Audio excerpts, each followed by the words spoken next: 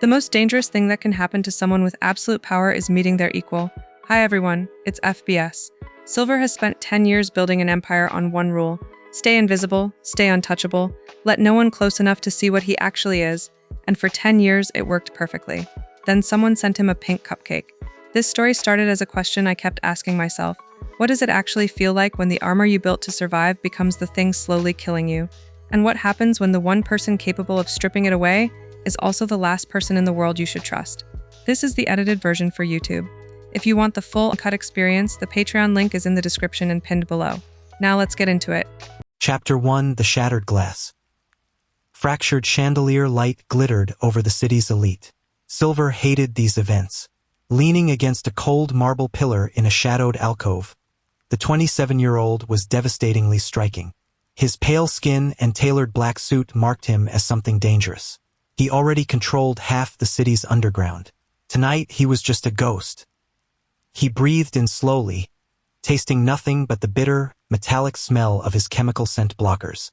He adjusted his posture. The cool weight of a silenced pistol pressed reassuringly against his ribs. His target sat 3 tables away. Liam Norton was a bloated alpha who ran a rival smuggling ring. Norton was currently sweating through a silk suit, laughing too loudly at a joke. Silver calculated the distance. 30 paces. 3 seconds to draw and fire. 6 seconds to reach the service doors before the crowd realized what happened. The execution would be flawless. Silver shifted his weight to move. Then the hairs on the back of his neck stood up. A sudden, sharp instinct flared in his chest. Someone was watching him. It was not the casual sweep of a security guard. It was not a drunk guest staring blankly. It was a heavy, deliberate, and deeply penetrating gaze. Silver froze.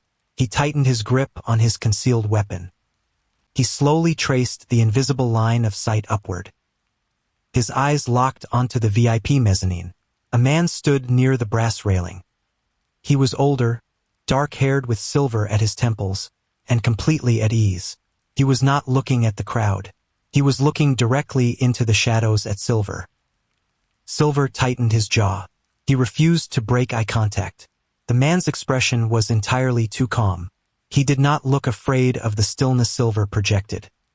He looked fascinated. He observed Silver the way a predator watches another predator enter its territory. Silver despised being perceived. He hated the slight, knowing tilt of the man's head. The silent exchange stretched for 5 agonizing seconds. It felt heavier than a physical touch. Finally, the older man's expression shifted. It was not a smirk, but a look of profound, consuming focus. He slowly raised his crystal tumbler in a silent, heavy toast, like a man acknowledging a ghost he had been waiting a decade to see. Silver broke the gaze. He turned his attention back to his target. He needed to finish the job and leave. He took half a step forward toward Norton's table. A white-gloved waiter suddenly stepped directly into his path. The young waiter was trembling slightly. He looked terrified. He was driven by some primal instinct to fear the man in the shadows, even through Silver's chemical blockers. The waiter held out a small, highly polished silver platter. "Sir," the waiter stammered. He kept his eyes glued to the floor. "Compliments of the gentleman on the balcony." Silver looked down. He expected a note. He expected a thinly veiled threat written on expensive cardstock. Sitting in the exact center of the silver platter was a cupcake. It was violently pink with a towering swirl of strawberry frosting. A calculated absurdity designed to shatter his focus. Silver stared at the pastry. The sheer audacity paralyzed his thought process for 3 complete seconds. In his violent world, rivals sent bullets. They sent shattered burner phones as warnings. They sent burning cars. They did not send baked goods from a high-end patisserie. He looked back up at the mezzanine. The older man was still watching. He took a slow sip from his tumbler. There was no casual amusement in his dark eyes. There was only a heavy intensity. He was not playing a game. He was psychologically dissecting Silver, pushing on his rigid armor just to see where it would crack. Silver felt a cold, jagged spike of pure fury pierce through his chest. He turned his head sharply toward the tables. He looked for his target. Norton's chair was empty. The brief distraction had worked perfectly. Norton had received a phone call. The Alpha was already out the side doors, surrounded by bodyguards. The hit was ruined. Silver turned back to the waiter. The young man flinched, bracing for a blow. Silver ignored him. He looked up at the balcony one last time. The older man turned away from the railing and disappeared into the private suites. The mission was dead. But now there was a completely different debt to collect. Silver bypassed the grand staircase. He slipped through a mirrored door into the service corridors. He moved like a shadow through the concrete hallways. His blood vibrated with quiet rage. He reached the VIP level in under 2 minutes. He bypassed the security detail with practiced ease. He found the suite immediately. The stranger had retreated to a private, open-air balcony attached to the main lounge. The heavy, floor-to-ceiling glass doors were pulled shut behind him. The glittering skyline of the city painted the night sky in gold and neon. Silver pushed the heavy glass doors open. He stepped out into the cool night air. The door clicked shut, sealing them off from the muted bass of the party below. They were completely alone. "You lost him," the older man said. He did not turn around. He stood at the edge of the stone balustrade, looking out over the city. His voice was deep and resonant. It carried an aura of unshakable authority. Silver drew his silenced weapon. He leveled it directly at the center of the man's spine. His stance was perfect. His grip was dangerous. "Turn around slowly," Silver commanded. His voice was a flat, deadened threat. The man chuckled. The sound was rich and entirely devoid of fear. He turned around smoothly. He leaned his hip casually against the stone railing. He looked at the matte black gun. Then he looked up at Silver's face. The amusement in his eyes had not faded. "I am Victor," he said smoothly, "and you are currently trespassing on my private property." "You interfered with my business tonight," Silver said. He stepped forward. He closed the distance. "Give me one reason I shouldn't put a bullet between your eyes right now." "Because it would ruin an exceptional suit," Victor replied. He took another sip of his drink. "And because you are far too interesting to end up in a police holding cell tonight. You move very well, quiet, precise. But you are entirely too tense." "You hate being seen, don't you?" Victor murmured. His dark eyes tracked the rigid tension in Silver's jaw. "You wrap yourself in all those heavy chemical blockers. It must burn terribly in your throat. It must make your skin crawl, trying to shove down what you actually are." Silver froze. "Who the hell are you?" Silver demanded. The icy control in his voice cracked just a microscopic fraction. Victor smiled. He set his crystal glass down on the stone railing. He stepped forward. He walked directly into the barrel of the gun. The metal pressed firmly against his chest. He did not care. He looked up at Silver. Silver had 2 inches of height on the older man. Victor held Silver's gaze with a sudden, terrifying intensity. "I am someone who does not need to hide," Victor whispered. Then Victor dropped his scent blockers. It was not a gradual release. It was not a slow leak. It was a sudden, violent detonation of raw power. The unfiltered, massive scent of a fully mature Enigma slammed into the confined space of the balcony. It was suffocating. It was pure, unadulterated dominance. It bypassed Silver's lungs entirely and struck straight into his bloodstream. The scent was dark amber, crushed spices, and burning iron. It was a crushing physical weight. Silver gasped aloud. The gun wavered in his hand. The chemical suppressants in his own system fought violently against the sudden invasion. Silver's body reacted without his permission. His own dormant aura spiked in aggressive defense. He could not stop the surge. His pheromones tore through the chemical blockers. The invisible pressure in the small space magnified tenfold. The sheer force of their conflicting dominance pushed outward violently. The physical strain on the environment was immediate. A sharp fracture spiderwebbed across the heavy pane of the glass balcony door behind them. Victor did not flinch. He did not step back. He simply watched Silver. His dark eyes were suddenly heavy with intense heat. Silver gritted his teeth. His skin burned. The older Enigma's scent was a physical assault. It was prickly and abrasive. It grated against his nerves. It was designed to repel him. Yet, beneath the sharp pain of the collision, there was something else. A dark, terrifying allure. A desperate pull. It felt like the first real touch he had experienced in a decade of profound isolation. The pressure peaked. The air could no longer contain them both. The heavy glass doors exploded inward. A massive shower of crystalline shards rained down onto the marble floor of the lounge inside. The sharp, explosive noise shattered the night. It echoed loudly over the muted music from the ballroom below. Security alarms immediately began to scream. Shouts erupted from the hallway beyond the suite. Silver staggered back. The physical shockwave broke the spell. He looked at the shattered glass raining down in the light. He looked back at Victor. The older man was perfectly untouched amidst the sudden ruin. Victor was still standing by the railing. He was still smiling. The amusement, however, was now replaced by a dark, consuming fascination. Silver holstered his weapon in one fluid motion. He vaulted backward over the stone balustrade. He dropped down to the lower garden terrace. He sprinted into the shadows. He disappeared into the night long before the security guards burst onto the balcony. He had lost his target. He had failed a major contract. But as he ran, his chest heaving, his veins still burning with the phantom weight of Victor's scent, Silver realized the terrifying truth. He had been completely, undeniably seen. Chapter 2: The Fallout. In the damp underground garage, Roman slammed his fist on the metal table. I paid for a ghost. Norton is still breathing. He's already mobilizing his crew against my docks. Silver did not blink. He sat perfectly still in his chair. He watched the furious Alpha pace the floor. Silver's own scent was completely masked. The heavy chemical suppressants still burned his throat. His blood felt thick and restless. He was exhausted. He had not slept. Every time he closed his eyes, he remembered the shattering glass. He remembered the crushing pressure of Victor's aura. The phantom prickle of that Enigma scent still clung to his skin. It was deeply distracting. Are you even listening to me? Roman snarled. He stepped closer to the table. He tried to use his alpha bulk to intimidate Silver. He pushed his aggressive, pine-scented pheromones outward. It was a pathetic display.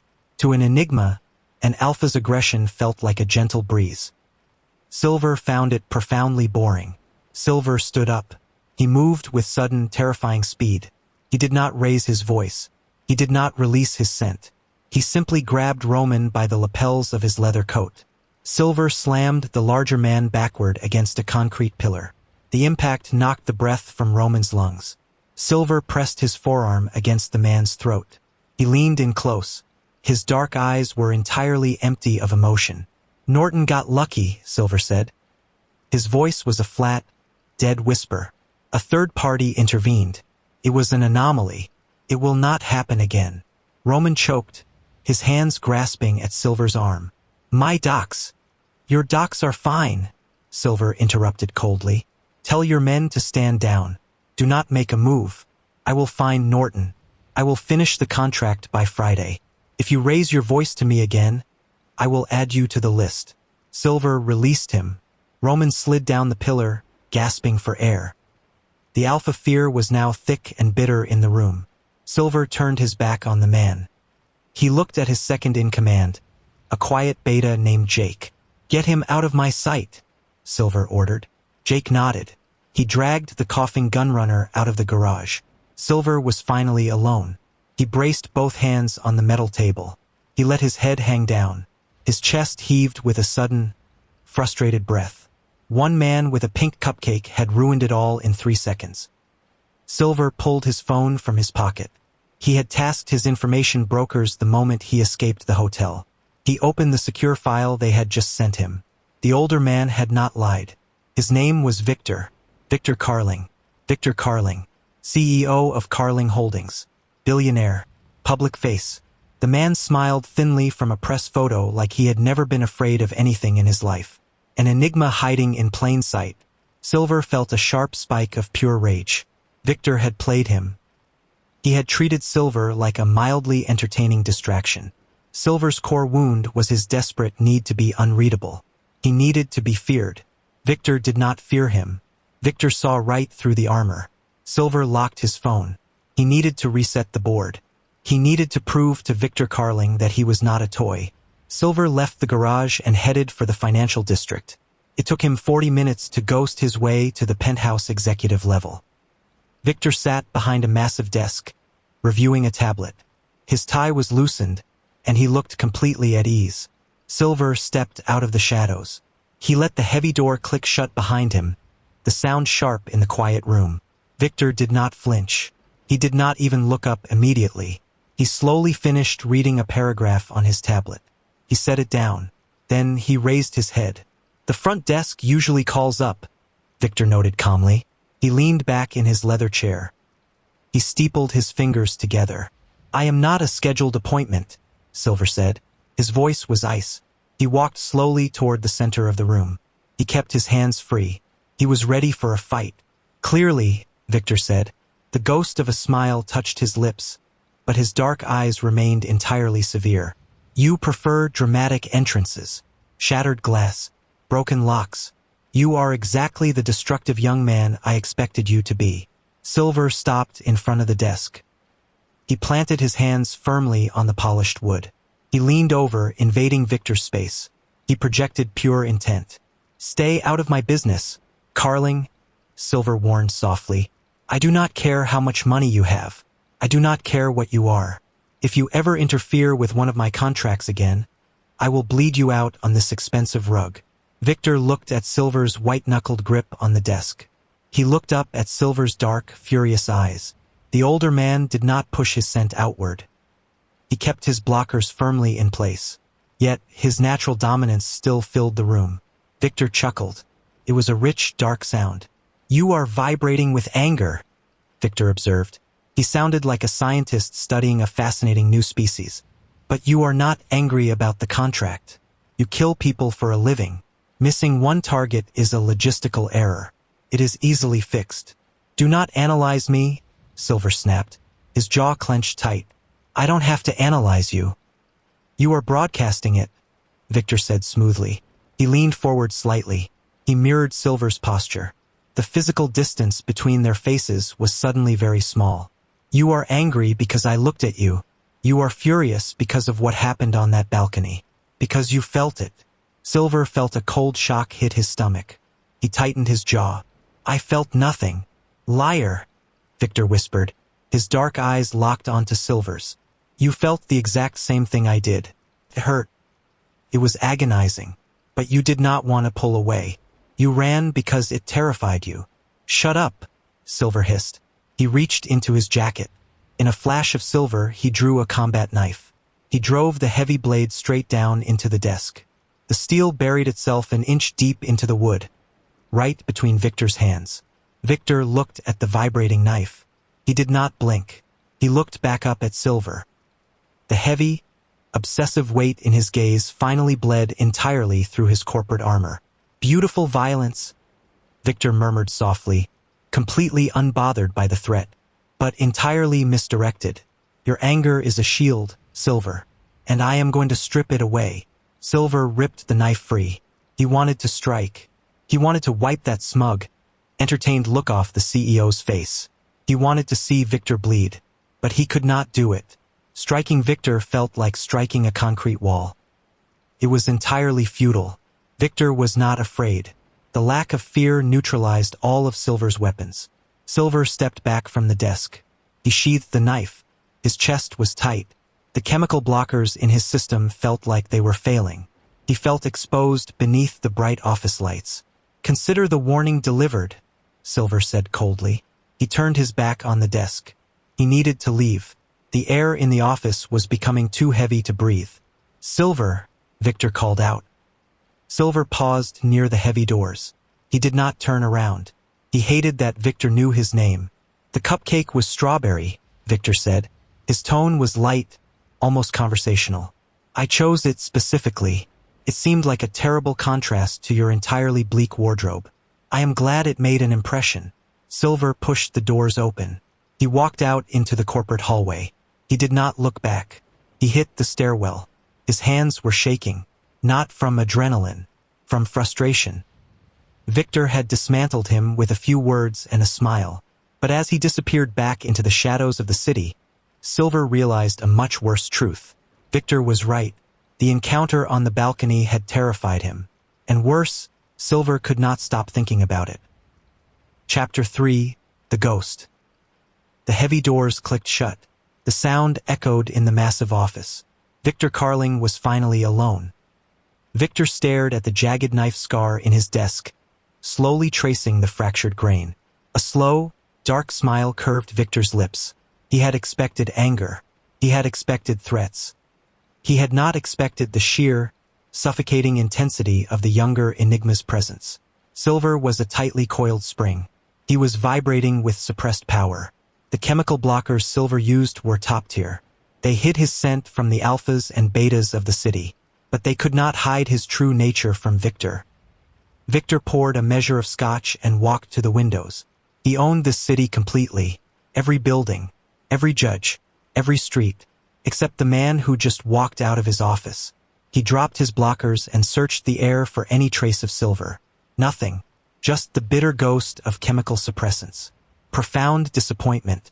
The clash on the balcony had been agony. Pure hostility, two apex enigmas who were never meant to share a space. Felt like walking into a roaring fire. The pain had been sharp and immediate, pricked fiercely at Victor's skin. It grated heavily against his nerve endings. Yet Victor had never felt anything so exquisitely perfect. He took a slow sip of his scotch. The alcohol burned pleasantly down his throat. The intercom on his desk chimed softly. The blinking red light interrupted the silence. "Yes," Victor answered. He did not turn away from the window. Mr. Karling, his head of security, Hayes, spoke through the speaker. His voice was clipped and professional. "The unexpected visitor has cleared the perimeter. He exited through the subterranean shafts. Should I dispatch a tail?" "No, Victor que mandi instantly. Leave him be. If you send men after Silver Mercer, he will send them back in pieces. Stand down." "Understood, sir," Hayes replied. "Also, I have the updated surveillance reports on the Norton situation." "Bring them in," Victor said. A moment later, the office doors opened. Hayes stepped inside. He was a massive, stoic beta. He had worked for Victor for 8 years. He placed a sleek black folder on the edge of the ruined desk. Hayes noticed the deep knife wound in the wood. He did not say a word. He knew better than to ask questions about Victor's guests. "Norton survived the gala, as you know," Hayes reported. He stood at attention. "He is currently fortifying his warehouses down by the South Docks. He believes Silver's crew will make another attempt by the weekend. Norton has hired extra alpha muscle from out of state." Victor returned to his desk. He opened the folder. He scanned the aerial photographs. Silver was an exceptional killer, but Norton was a cornered rat. He fought with chaotic energy. Victor did not like chaos directed at Silver. "Norton's primary holding company," Victor said softly. He tapped a finger against a financial document in the file. "It is leveraged through the Cayman branch of Vanguard Mutual, correct?" "Yes, sir," Hayes confirmed. "Vanguard holds all his shipping loans." "Call our people at Vanguard," Victor ordered calmly. "Instruct them to call in Norton's loans immediately. All of them. Cite a breach of contract regarding international trade compliance. Freeze his operational assets." Hayes nodded slowly. "That will paralyze his legitimate cash flow. He won't be able to pay the out-of-state mercenaries." "Exactly," Victor said. He closed the folder. "Norton will be financially crippled by tomorrow morning. His hired muscle will abandon him when the wire transfers bounce. Silver will have a clear, undefended path to finish his contract." "Consider it done, Mr. Karling," Hayes said. He picked up the folder. He turned and exited the office. Victor sat back down in his chair. He looked at the knife scar in the wood again. Victor opened a locked drawer on the right side of his desk. He reached past stacks of secure hard drives. He pulled out a single, heavily worn file. It was a physical file. There were no digital copies. It was 10 years old. He opened it. A photograph stared back at him. It was a picture of Silver. He was 17 years old. He looked thin and feral. His dark eyes were wide with a mixture of terror and defiance. He was covered in dirt and dried blood. Victor stared at the boy. The heavy weight of an old, calcified guilt settled firmly in his chest. It was only during the post-hit asset seizure that his network discovered a buried ledger proving the existence of a 17-year-old heir. But by then, the boy had already vanished. Then, 8 years later, the ghost returned. When Victor saw those first surveillance photos 2 years ago, the shock had stolen the breath from his lungs. It was Silver. He had survived. He had forged himself into a weapon. The pink cupcake had been a moment of weakness. It was a calculated test. Victor simply wanted to see Silver up close. He had spent 2 years meticulously preventing chaos. But the cupcake was a deliberate lapse in his own control. He was tired of waiting. He needed to ruin the hit. He needed to force Silver out of the shadows. He needed to know if Silver would recognize the man who destroyed his father. At least, that was the lie he told himself to justify breaking his own rules. Silver had not recognized him. Silver only saw an arrogant corporate CEO. Victor closed the old file. He locked it back inside the drawer. The test had gone too far. Their auras had collided. The biological reality was now awake. Victor could still feel the phantom sting of Silver's scent on his skin. He took another sip of his scotch. He looked back at the deep knife wound in his desk. Silver was furious. Silver hated him. Silver wanted to maintain his perfect, untouched isolation. Victor smiled in the empty office. Silver could fight it all he wanted. He could throw tantrums and stab furniture. It did not matter. The invisible tether between them was now pulled tight. Victor had watched the young mafia boss from the shadows for 2 years. He was tired of watching. The brief taste of Silver's true power had shattered Victor's pristine control. He did not just want to protect Silver anymore. He wanted to break the younger man's rigid armor.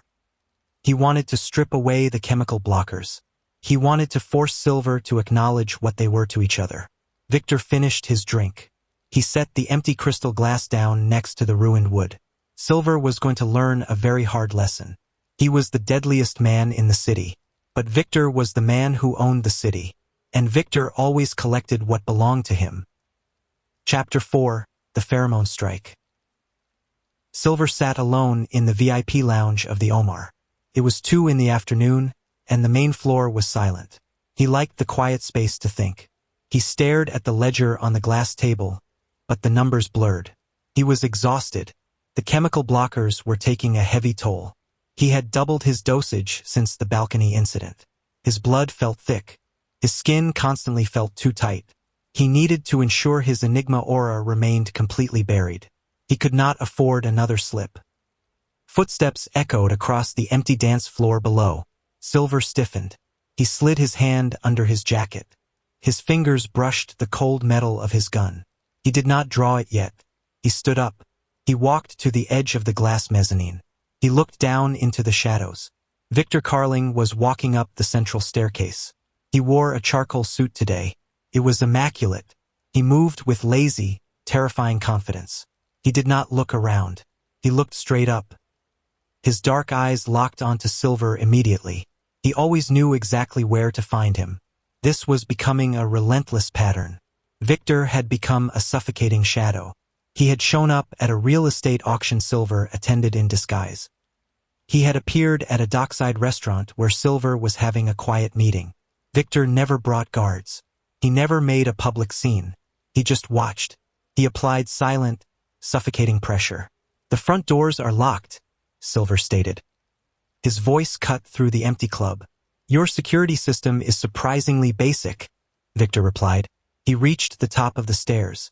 He stepped onto the mezzanine. "You should upgrade the biometric scanners. I know a vendor."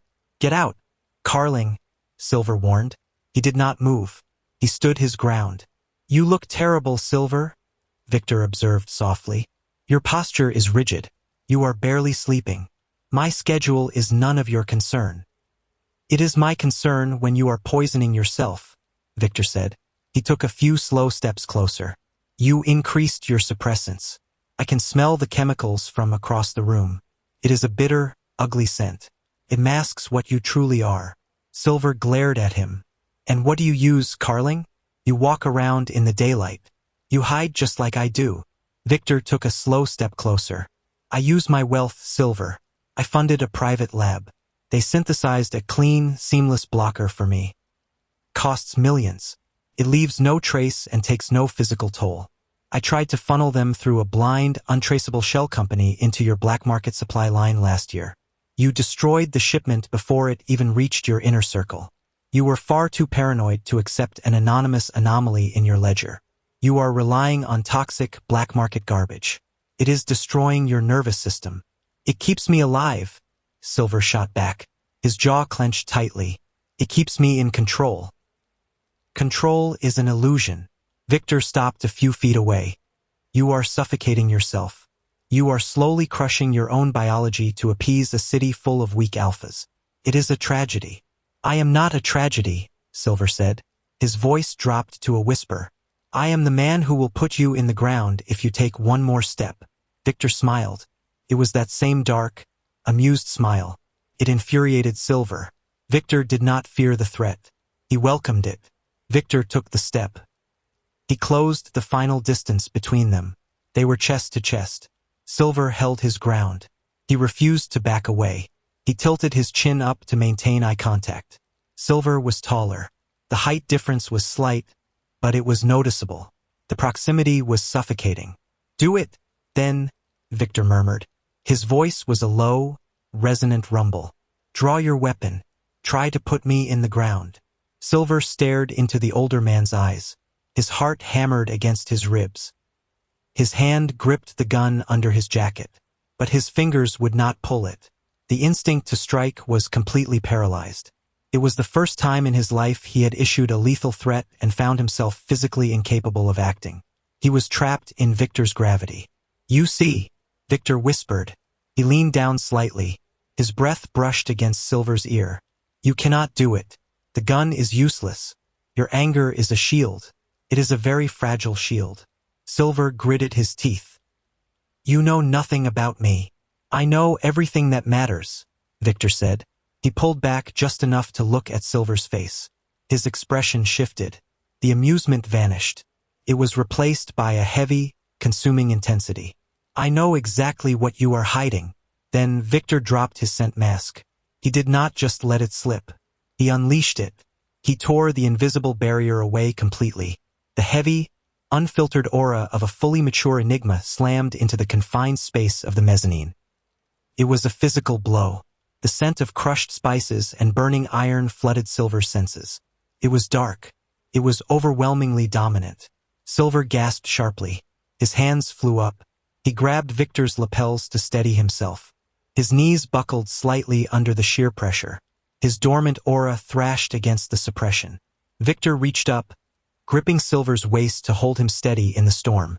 Breathe, Victor commanded quietly. The word vibrated in Silver's chest. Silver opened his eyes. He glared at Victor. His vision swam with the intensity of the clash. Stop. Stop it. No, Victor said. He pushed his aura even harder. The pressure intensified. Pressed down on Silver's shoulders like a physical weight. Stop fighting it. Feel it. Silver tried to shove Victor away. He pushed against the broad chest. Victor did not move an inch. The older man was an immovable object. The abrasive, prickly heat of the Enigma scent continued to wash over him. But then, something shifted. The sharp pain began to alter. The burning sensation in Silver's blood slowly transformed. It did not stop hurting. The hostility of their shared biology was undeniable. Yet, underneath the abrasive friction, a dark, terrifying override kicked in. Silver stopped pushing. His hands slowly uncurled against Victor's suit jacket. It was intoxicating. A violent, desperate pull blossomed in the center of Silver's chest. It was a shared addiction taking root. The pain felt incredible. He wanted more of it. Silver tilted his head back. He let out a ragged, shaking breath. His grip on Victor's lapels tightened again. This time, it was not to push him away. It was to anchor himself. His body leaned heavily against Victor's solid frame. Victor let out a low, dark sound of approval. His hands slid up from Silver's waist. He gripped Silver's sides. He pulled him flush against his chest. The contact sent a shockwave of electricity through Silver's spine. There it is, Victor murmured darkly. His lips brushed the shell of Silver's ear. The heat of his breath sent a violent shiver down Silver's neck. You feel it.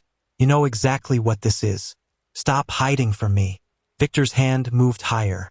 His long fingers brushed against the nape of Silver's neck. The touch was firm. It was intensely claiming. The psychological dam broke. Silver felt a massive, terrifying wave of need crash over him.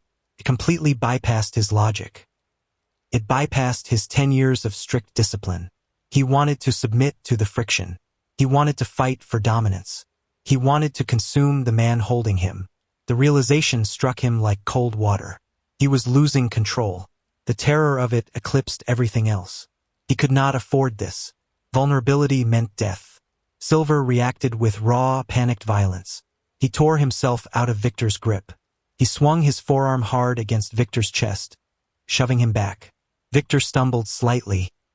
The sudden break in contact was jarring. The heavy, suffocating aura remained in the air, but the physical tether was severed. Silver staggered backward, gasping for air. His blockers were compromised. His Enigma scent threatened to burst outward. Victor quickly regained his balance. He looked at Silver. His dark eyes were wide with a mix of surprise and heavy, lingering heat.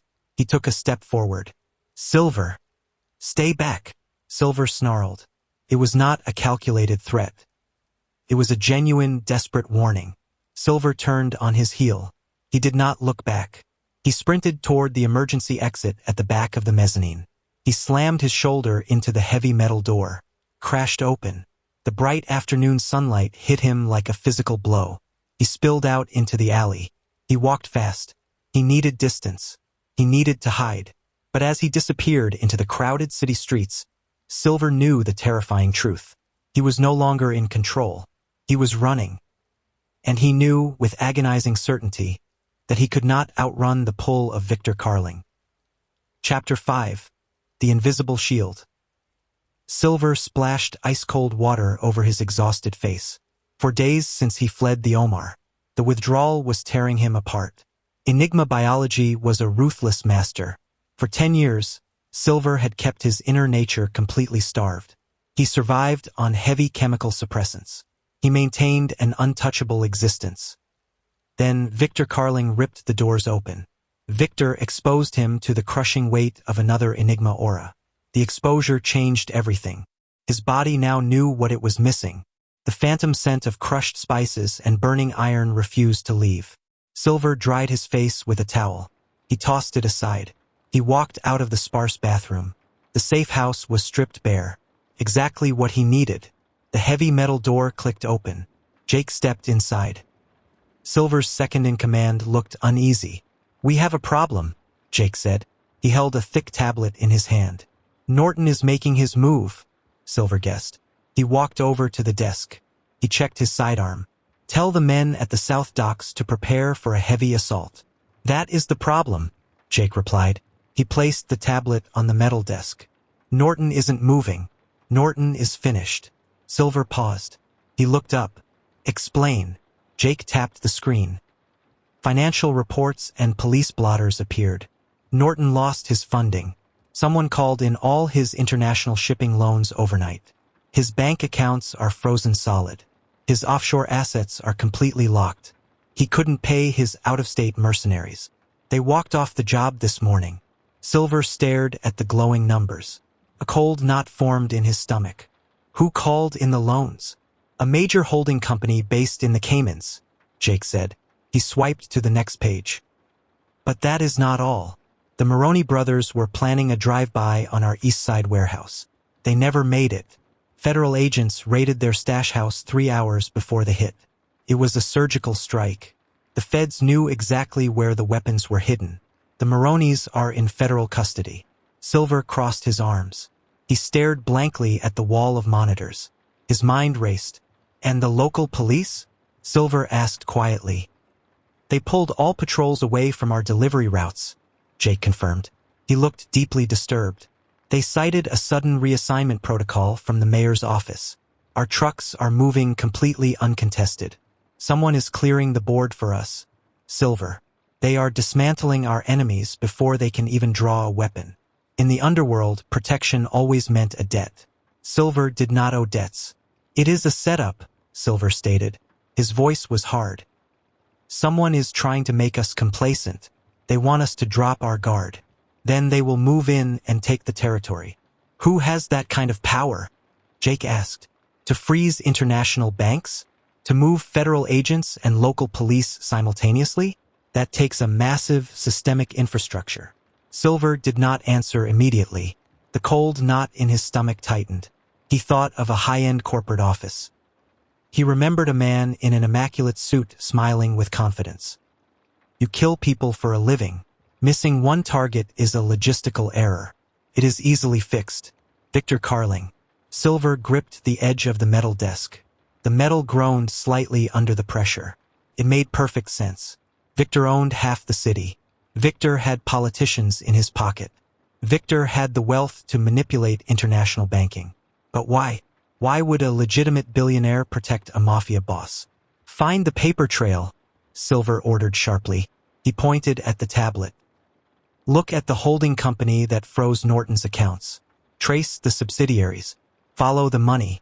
Find out who holds the strings at the top. These are shell companies, Silver, Jake warned. They are designed to be untraceable. The money moves through a dozen different tax havens. Find a thread, Silver demanded. I do not care how long it takes. Put our best hackers on it. I want a name. I want proof. Jake nodded quickly. Understood. He picked up the tablet. He turned and left the safe house. The heavy metal door locked behind him. Victor was treating him like a pet project. Victor was managing him. Silver walked over to his duffel bag. He unzipped a side pocket. He pulled out a small amber prescription bottle. He tipped 2 white pills into his palm. He swallowed them dry. They tasted like bitter chalk. They burned their way down his throat. He needed to regain his focus. He could not let Victor win. He thought about the arrogant token Victor had sent. The cupcake, the strawberry frosting, the absurd pastel sprinkles. It was a highly specific token. It was a deliberate message.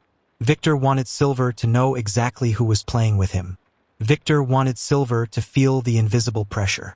Silver stood up. A new, dangerous plan formed in his mind. He had to play Victor's game. He had to enter the lion's den. He needed to prove to Victor that he was not an obedient pet. He needed to show the older Enigma that the invisible shield was broken. He needed to return to Karling Holdings. Silver changed into a fresh, tailored black suit. He left his weapon behind.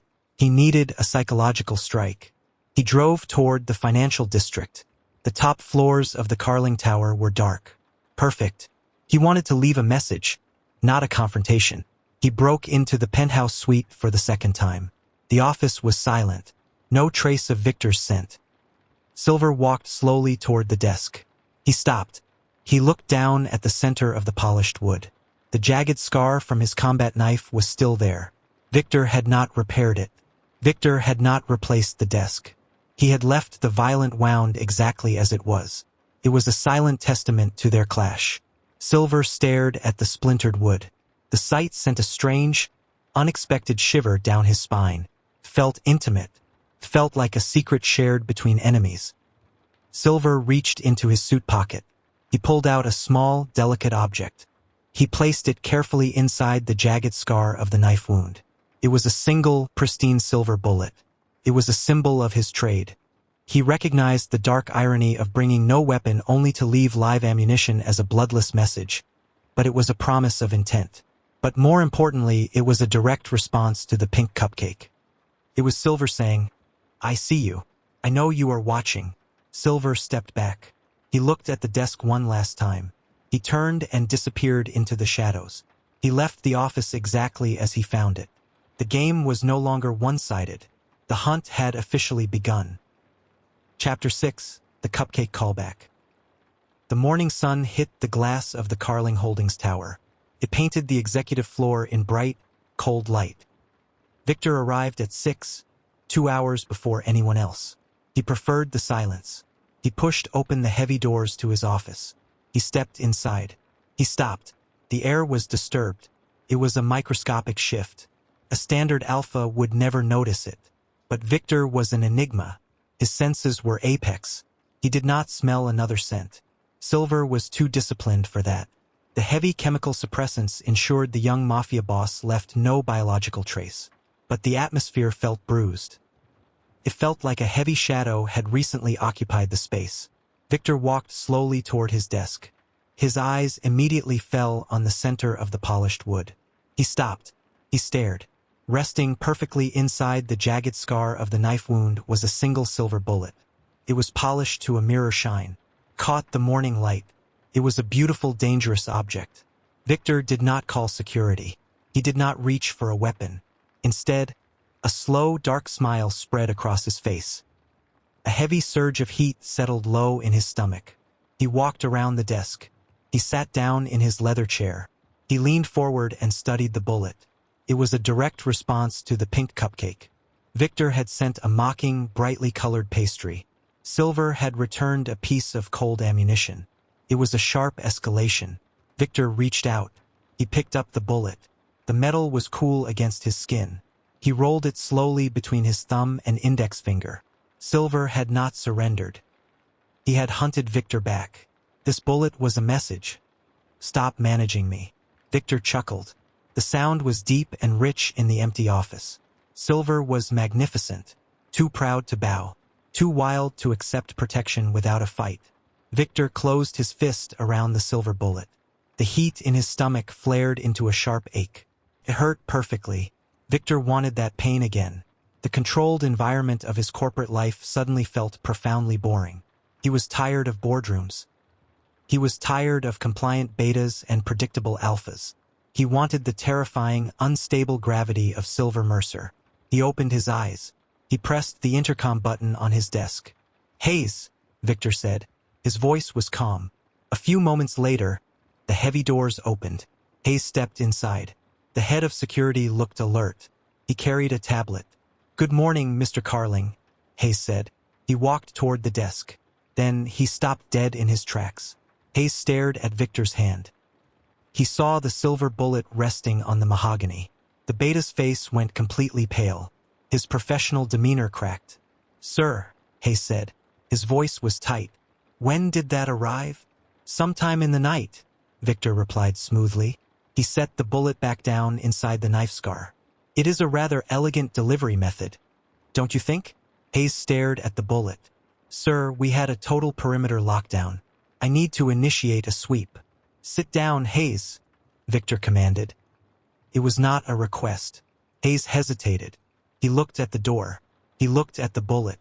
Slowly, he pulled up a chair and sat across from Victor. He was tense.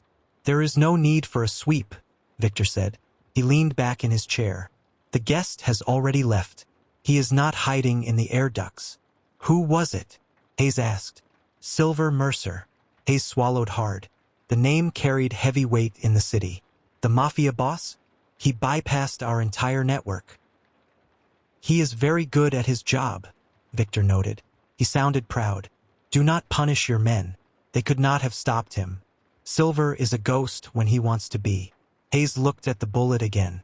"He left a threat on your desk. He knows where you work. He knows how to get to you. We need to retaliate, Mr. Karling. If we let this stand, he will think we are weak." Victor smiled. It was a cold, predatory expression. "Silver does not think I am weak. He thinks I am interfering." He is completely correct. Hayes did not understand. He only understood threat assessments. "I need you to pull a new file on him," Victor instructed. He steepled his fingers together. "I want a deep dive. Go beyond the police records and the financial ledgers. I want his medical history. I want to know exactly what happened to him in the underground fighting rings 10 years ago." "Understood," Hayes said. He tapped quickly on his tablet. Victor looked down at the silver bullet. He traced the smooth metal with his eyes. The ache in his chest pulled tight. He needed to make it real. He needed to bring the shadow into the light. "Pull every medical record from his time in the fighting pits," Victor said. His voice was perfectly level, but the command carried a dangerous weight. Hayes stopped typing. He looked up. "A specific anomaly," Victor said softly. "I need to confirm exactly what he survived." Hayes slowly lowered the tablet. He did not push further. He understood the gravity of the situation. This was no longer a standard corporate threat assessment. "Mr. Karling," Hayes said quietly, "if we pull those files, and he is challenging you—" "He is not challenging my business, Hayes," Victor interrupted. He picked the bullet up again. He slipped it into his suit pocket. He kept it close to his chest. He is challenging me. What are your orders? Do exactly as I asked. Build the file, but do not touch his operations. Do not clear his path anymore. The invisible shield is gone. Let his enemies attack him. Let the pressure build. Victor stood up. He walked to the floor-to-ceiling window. He looked down at the city. The sun was fully up now. The streets were crawling with traffic. Silver had wanted a reaction. Silver had wanted to drag Victor out of his comfortable, hidden role as a secret benefactor. Silver wanted a war. Victor was going to give him one. He was going to strip away Silver's territory. He was going to let the underworld tear at the young boss. He was going to back Silver into a corner. And when Silver was completely out of options, when his rigid control finally snapped, Victor would be there waiting. He would not be a benefactor anymore. He would be an Enigma claiming his equal. You are dismissed, Hayes, Victor said without turning around. He heard the security chief stand up. He heard the heavy doors open and close. He was alone again. Victor pressed his hand against the glass window. The glass was cold, but his blood was burning. The withdrawal from Silver's dark, abrasive scent was agonizing. It made him impatient. It made him dangerous. Silver thought the silver bullet was a warning to stay away. He was deeply mistaken. The bullet was an invitation. Victor smiled at the city below. The game of shadows was over. The real hunt had begun. Chapter 7. The Raindrop. 3 a.m. A dying diner on the edge of the industrial district. Silver stared at his black coffee while the rain punished the city outside. His reflection in the dark liquid looked hollow. The chemical suppressants were destroying his stomach. His nerves were frayed dangerously tight. 2 days of waiting for retaliation. Nothing came. The silence was worse than any strike.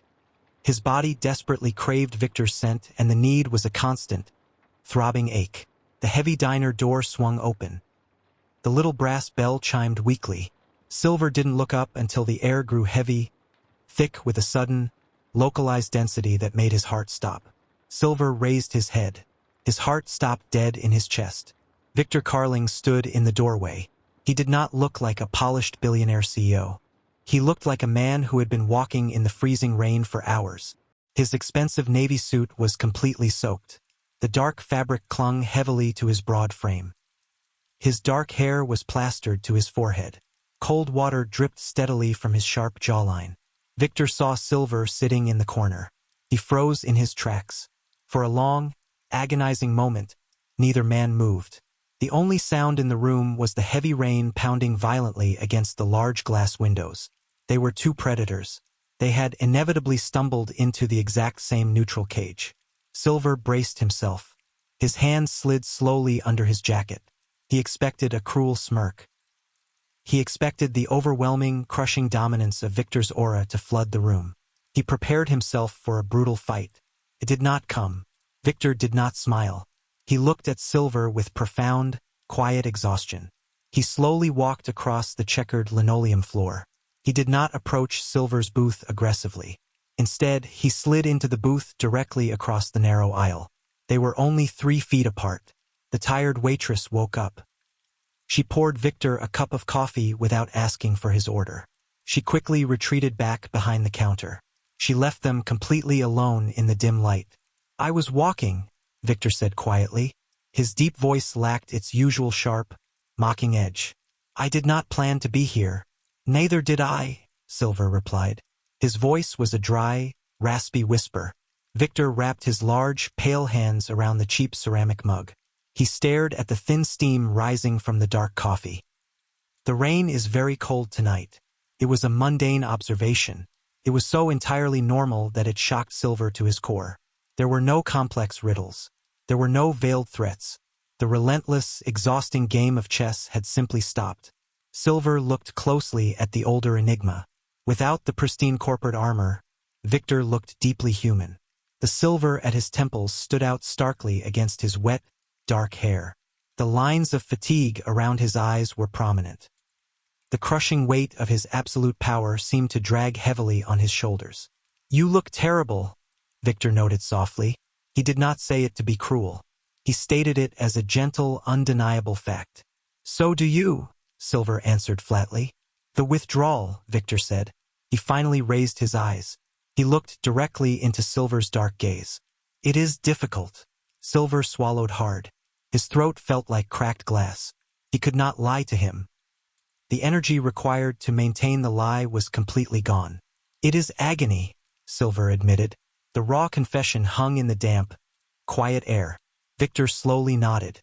He did not use the vulnerability against Silver. He simply accepted it. "Yes, it is. I cannot shut my mind off since the club." "You did not retaliate," Silver pointed out. His voice was tight. "I left a bullet on your desk." "I know," Victor said. "It was a beautiful piece of ammunition. But I do not want to fight you, Silver." "Then what do you want?" Silver demanded softly. Victor leaned his head back against the worn vinyl of the booth. He closed his eyes. The harsh diner lights highlighted the sharp angles of his face. "I want it to stop hurting," Victor whispered. "I want the silence to end. I have been alone for a very long time. I am incredibly tired of being alone." Silver stared at the older man. The words hit him far harder than any physical blow. The absolute, terrifying truth of that statement echoed loudly in his own hollow chest. Silver slowly reached across the narrow aisle. He did not draw a weapon. He extended his right hand. Victor opened his eyes. He looked down at Silver's outstretched hand. He slowly reached out.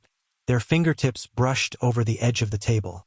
There was no violent clash of auras. There was no painful, prickly friction. It was just skin against skin. The simple physical contact sent a violent, necessary shockwave through Silver's frayed nervous system. It was the most deeply intimate thing he had ever experienced. It was pure, unfiltered exposure. Silver pulled his hand back quickly. He felt like he had touched a live electrical wire. His chest heaved with a sudden, ragged breath. Silver stood up abruptly. The sudden, violent movement rattled the coffee cups on the table. "I have to go," Silver said. His voice shook slightly. Victor did not stop him. Victor did not command him to stay. He just looked up at Silver with dark, deeply knowing eyes. "Run, then," Victor whispered gently over the sound of the rain. "But you know exactly where to find me when you are tired of running." Silver turned sharply. He walked out the door and into the pouring rain. The freezing cold water hit his face immediately. He walked fast toward his car. His heart hammered wildly against his ribs. He was completely and utterly shaken. The power play was truly over. The fatal reality of their connection was now fully awake. They were both running completely out of time. Chapter 8: The Fatal Gravity. 3 weeks. It had been 21 days since the diner in the rain. 21 days. The withdrawal was no longer psychological, it was physical sickness. His blood felt like sludge. He stood in a damp warehouse overseeing a midnight transfer. Tonight his vision was blurred. He was losing his edge. 2 days ago a stray bullet grazed his left shoulder. He barely felt it. "Boss." Jake approached cautiously. He kept a respectful distance. "The count is verified. The trucks are ready to roll." Silver nodded slowly. He did not speak. Jake hesitated. "Are you all right?" "The men are tense. The air feels heavy around you." Silver tightened his jaw. His natural Enigma scent was leaking through the blockers. It was a cold, bitter smell of freezing rain and crushed asphalt. It was terrifying the betas and alphas in his crew. "I am fine," Silver lied. His voice was a flat, dead rasp. "Move the trucks out." Across the city, the pristine corporate world was also fracturing. Across the city, Victor sat at a boardroom table hearing nothing. His mind was entirely consumed by the memory of Silver's hand against his. The phantom heat still lingered on his fingertips. "Mr. Karling?" The VP of Finance paused nervously. "Do you approve the budget allocation for the offshore accounts?" Victor blinked. He looked up. The room was deathly quiet.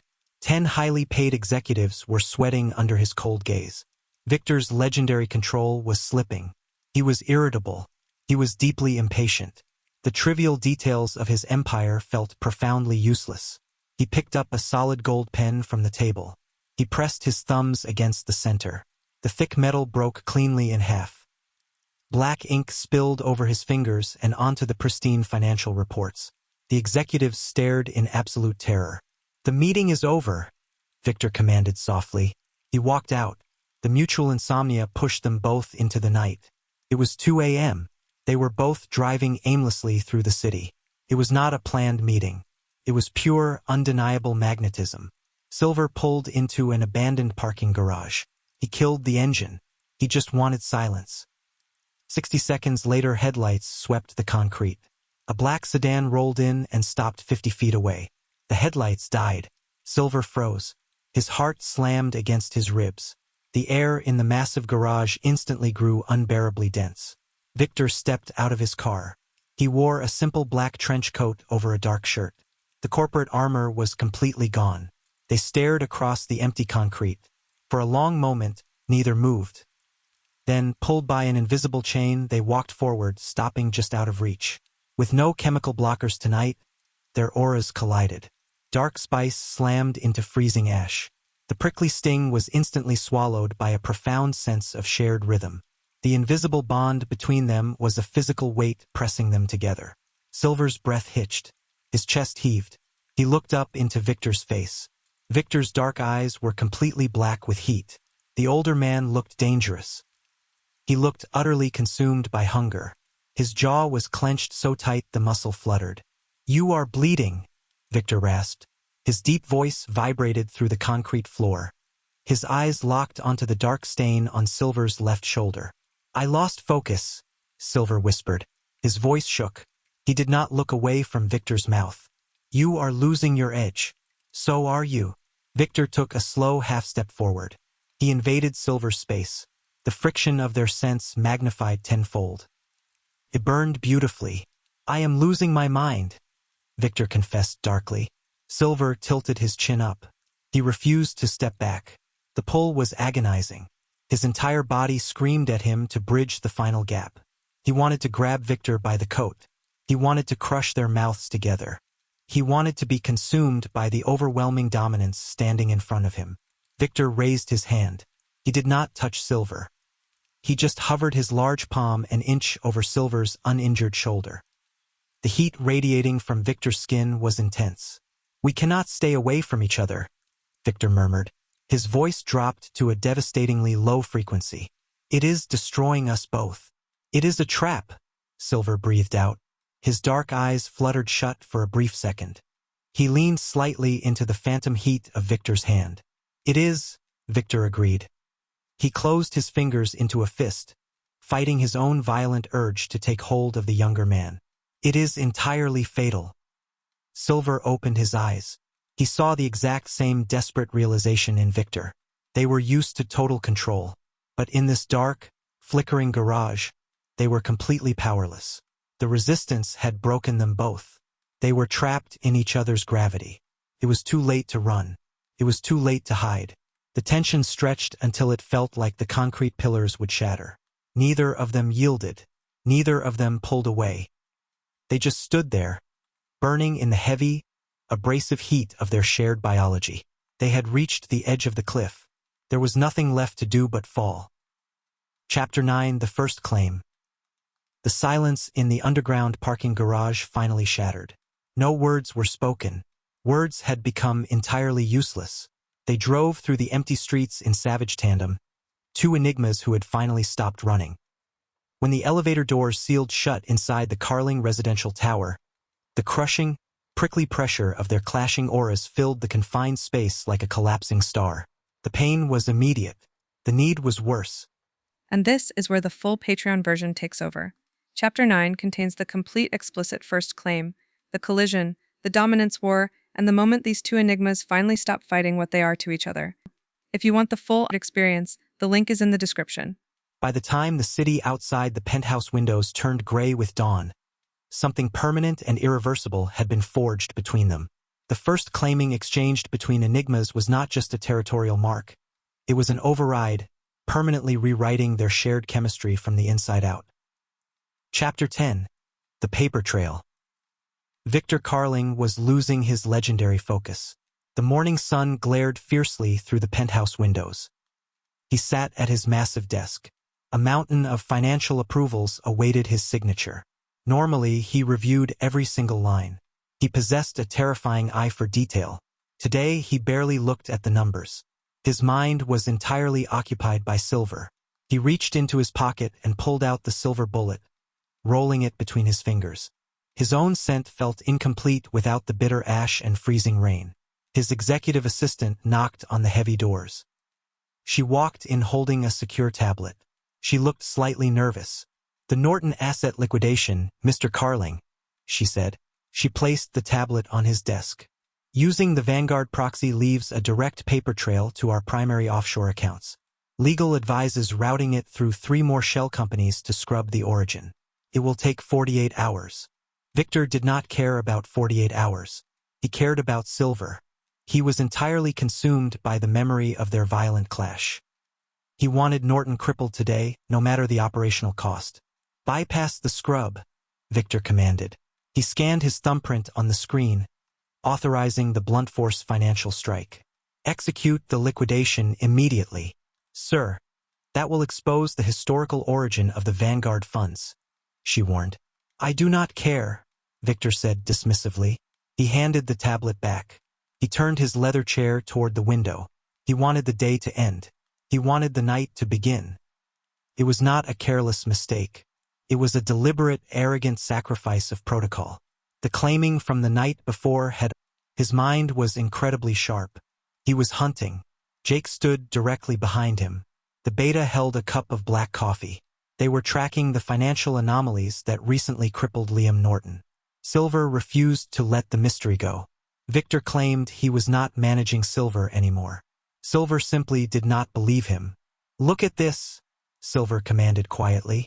He pointed at the center screen. A string of red numbers highlighted a recent bank transfer. It was a massive movement of capital. It originated from Vanguard Mutual. That was the exact bank that froze Norton's assets. The money moved rapidly through 3 different tax havens. Then it hit a wall. "It is a dead end," Jake said. He leaned closer to the monitor. "It bounces to a blind trust in the Caymans. We cannot track it further." "No," Silver corrected, his fingers flying across the keys. "They used a blunt force strike to do it fast. They left a direct, unscrubbed line to the parent fund." Silver ran the routing numbers through his black market databases. The screen flashed, tracing the money to a massive holding account registered under Karling Holdings. "It's Victor," Jake breathed. "You were right." But Silver's eyes were locked on the historical ledger. The original capital from 10 years ago belonged to a defunct company, Amos Logistics. Silver stopped typing, his blood running cold. The name was a physical blow. "What is Amos Logistics?" Jake asked, noticing the sudden, terrifying shift in Silver's posture. The heavy scent of bitter ash spiked sharply in the small room. Silver did not answer. He could not speak. He just stared at the glowing white letters sitting directly beneath Victor Karling's name.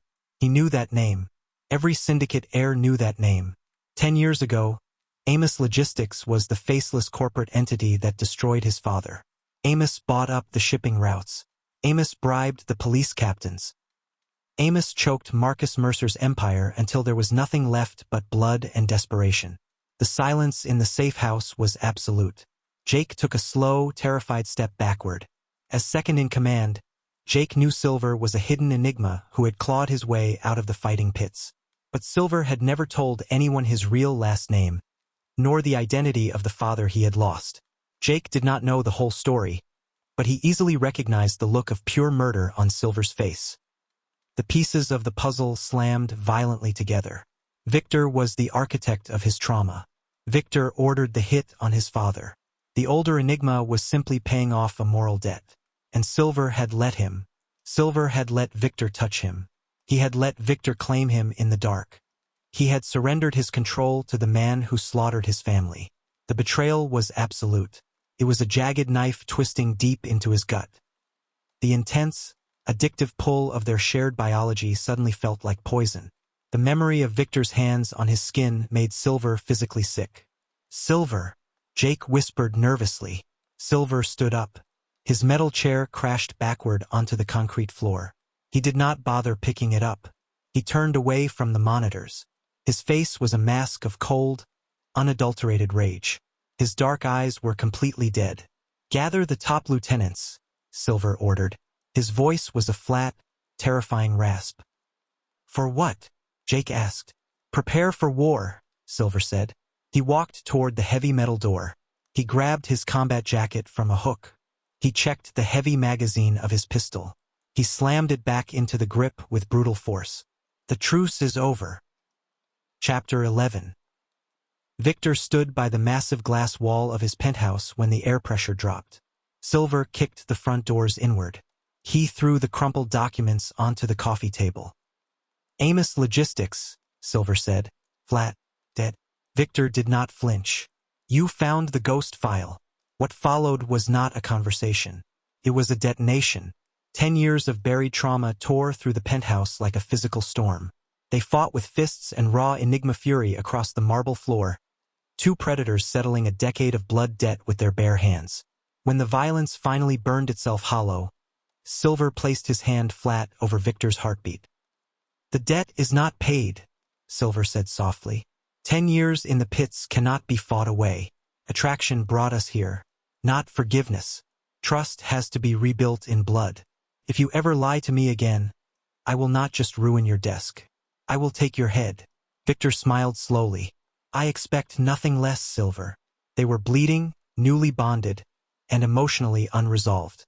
But for the first time in 10 years, they were completely honest. Now, what happens next in Chapter 11 is where this story earns its Patreon rating. The rage, the betrayal, and the addiction all collide in a scene that is as emotionally devastating as it is explicit. Silver does not forgive Victor, but he does something far more complicated than that. The full chapter is waiting for you on Patreon. Link is in the description. You have been warned. Chapter 12. The War. The peace in the penthouse did not last. It never did. Silver woke to the sharp vibration of his secure phone. The digital clock read 4 in the morning. He sat up. The dark silk sheets pooled around his waist. His muscles ached deeply from the fight and the claiming. He answered the call. "They are inside," Jake shouted over the phone. Heavy gunfire echoed loudly in the background. Norton's remaining mercenaries, the Maroney crew. They formed an alliance. They hit the Omar. "We are heavily outnumbered, Silver." Silver threw the phone down. He did not hesitate. He rolled out of bed. He grabbed his discarded tactical pants from the floor. He strapped his holster to his thigh. Victor sat up slowly. The dark bruises on his chest looked stark in the dim light. "Norton?" Victor asked quietly. "He formed an alliance," Silver stated.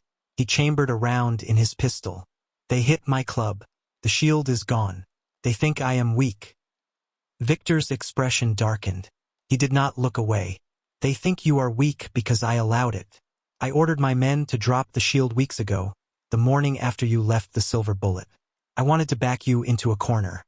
This alliance is the inevitable, delayed consequence of that choice." Silver froze. He stared at the older Enigma. A sharp spike of anger flared in his chest. But the blinding rage was gone.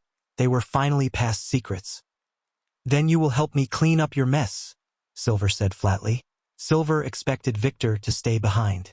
He expected the CEO to make panicked phone calls. He expected him to deploy corporate fixers or paid police squads to stop the attack he had allowed to happen. Instead, Victor threw off the sheets. The older man walked to a heavy steel safe set into the wall. He entered a rapid code. The thick door swung open. Victor bypassed the stacks of cash and USB drives. He pulled out 2 matte black combat knives and a heavy assault rifle. Silver stopped. He stared at the billionaire. "What are you doing?" Silver asked. "I told you," Victor said smoothly. He racked the bolt of the rifle. The sound was sharp. "I am not your secret benefactor anymore. The shadows are gone." Victor pulled on a dark combat shirt. He did not bother covering the bruises on his neck. He looked massive. He looked exactly like the warlord who conquered the city 10 years ago. "They are my problem," Silver warned. "You show your face in there, and your pristine corporate empire is dead. You are on magazine covers, Victor. You cannot just walk into a massacre." "I do not care about the magazines," Victor corrected sharply. His dark eyes were completely uncompromising. He walked past Silver and handed him a spare magazine. "You are my equal." which makes your war my war. Let us go. They drove through empty streets at breakneck speed, the sky just beginning to gray. They heard the gunfire 2 blocks away. Silver killed the headlights and parked. Smoke poured from the blown-out loading doors. Jake, Silver spoke into his earpiece. Status. Pinned down in the VIP lounge, Jake replied. He sounded out of breath. They breached the main floor. There are at least 40 alphas. They are heavily armed. Hold your position, Silver ordered. Silver looked at Victor. Are we going in blind? Hardly, Victor said. He tapped a button on his encrypted watch. My tech team just hit the block with a localized EMP. All cell service, street cameras, and private security feeds in a 3-block radius are completely dead. We have a 2-hour blackout. My fixers will loop the municipal feeds before it lifts. They did not need another word. They operated on the exact same wavelength. They moved toward the blown-out doors and stepped into the smoke. The main floor of the club was a war zone. Neon glass shattered under heavy boots. The rival mercenaries moved through the strobe lights. They yelled aggressive commands. The air was thick with the foul, aggressive scent of alpha pheromones. Silver stepped out from the shadows first. He raised his pistol. He fired 3 rapid shots. 3 mercenaries dropped instantly to the floor. The rest of the alphas spun around. They raised their weapons. They thought they had cornered the young mafia boss. Then Victor stepped out beside him. The older Enigma did not fire his rifle immediately. Instead, he dropped his blockers completely. He unleashed the full, devastating weight of his aura. It hit the alphas like a brick wall, crushing their lungs. They choked, their own sense turning sour with terror as their knees buckled under his dominance. Silver moved in perfect synchronization. He dropped his own blockers. His freezing ash aura wrapped around Victor's dark spice. Weaponized now. Combined into something dangerous to anyone else. The mercenaries panicked. Several dropped their rifles. They tried to claw at their own throats. Clear the room, Victor commanded. The slaughter began. The gunfire slowly died down. The screams faded into desperate groans. Only one man remained standing. It was Liam Norton.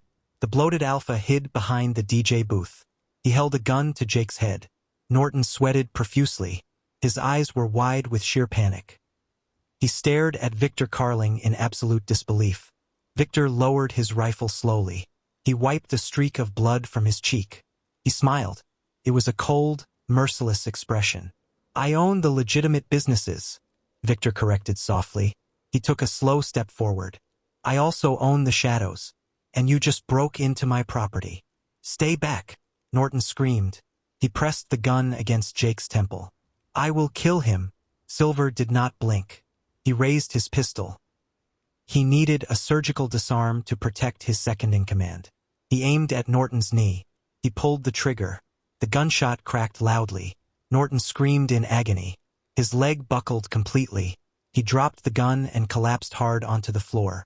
Jake immediately shoved the alpha away and scrambled behind the shattered DJ booth to safety.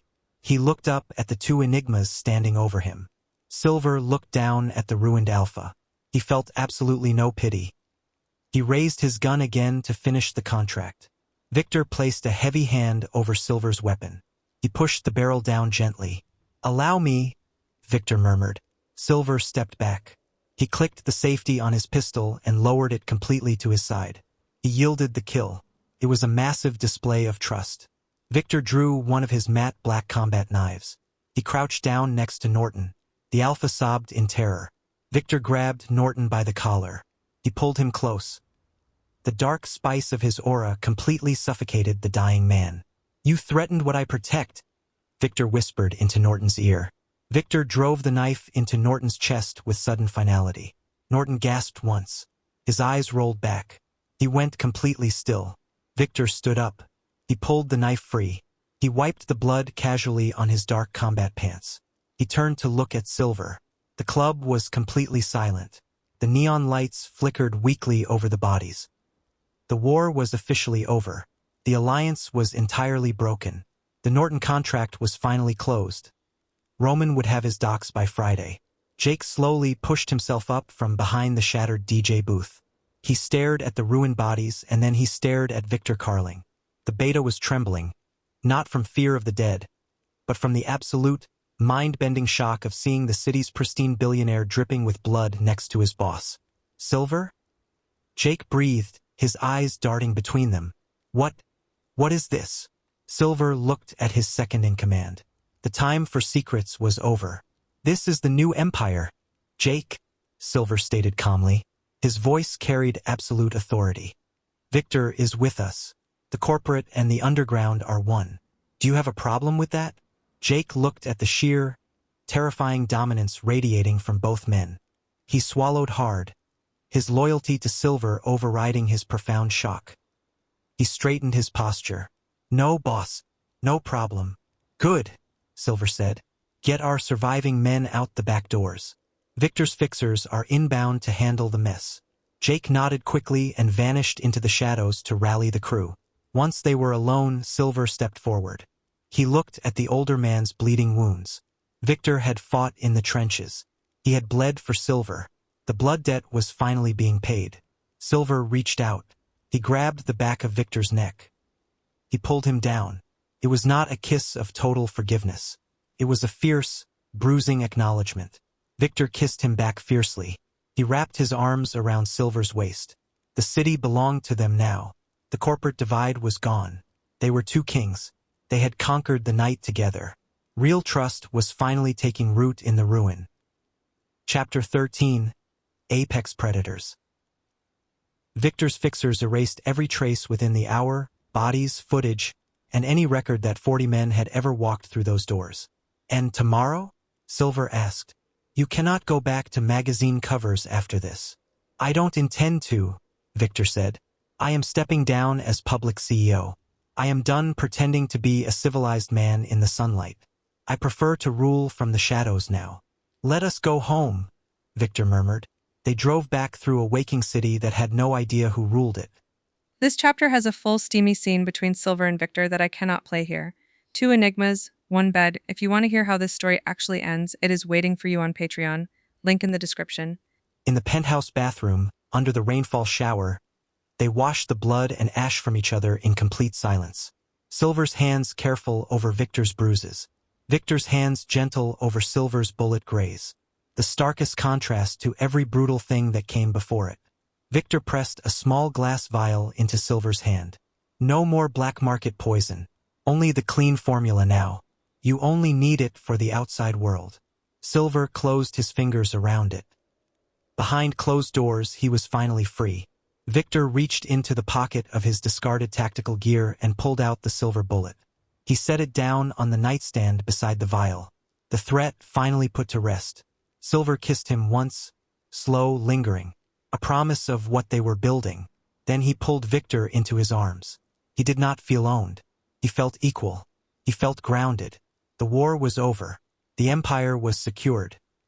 The trust was not yet fully rebuilt, but they had all the time and blood they needed to finish it. They would rule the city together. They were building an equal throne. Thank you for spending your time with me and these characters today.